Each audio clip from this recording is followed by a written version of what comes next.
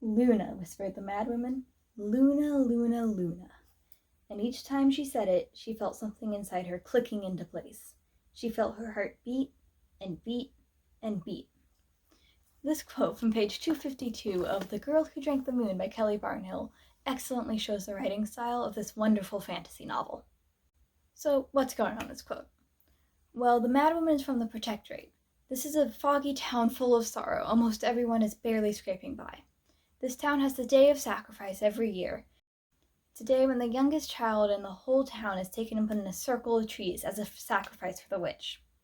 No one quite knows why she demands a sacrifice, but it's this or she takes the whole town. Then there's Zan. She's the witch. She was magicked as a young child as an experiment and has a prolonged lifespan because of it. She's patient, she's full of knowledge, and most importantly, she's full of love. She doesn't know why a baby is left outside the town every year, but she makes a special journey every time to bring them to a loving home on the other side of the forest. Something about the town covered in fog just makes her want to get away as fast as possible. I mean, why would she need to investigate anyways? Remember the madwoman we were talking about before? Well, she's one of the mothers of these children. But unlike the others, she doesn't calmly relinquish her child.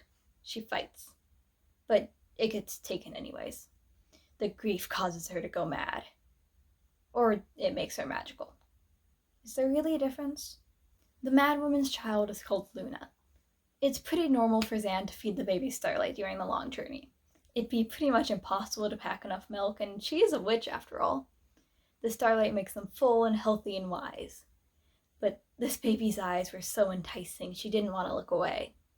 And the Starlight turns to Moonlight, and as everyone knows, Moonlight is chock full of magic. So now this baby is magicked, just like Zan was.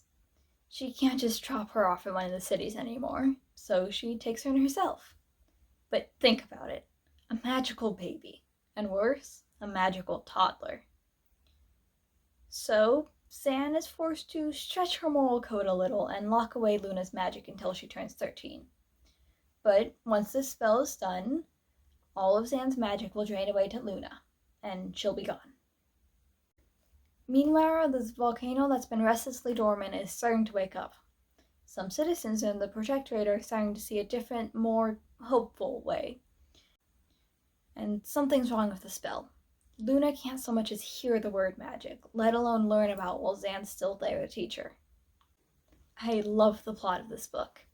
It has multiple threads that all interweave, but it's never confusing or hard to follow. I especially love the writing style of this book. It's quite conversational, expertly utilizing short sentences and repetition, like we saw in that quote at the beginning. This book's intricate plot and characters will make it quickly become a favorite. If you're looking for a book you can go to time and time again, I recommend The Girl Who Drank the Moon.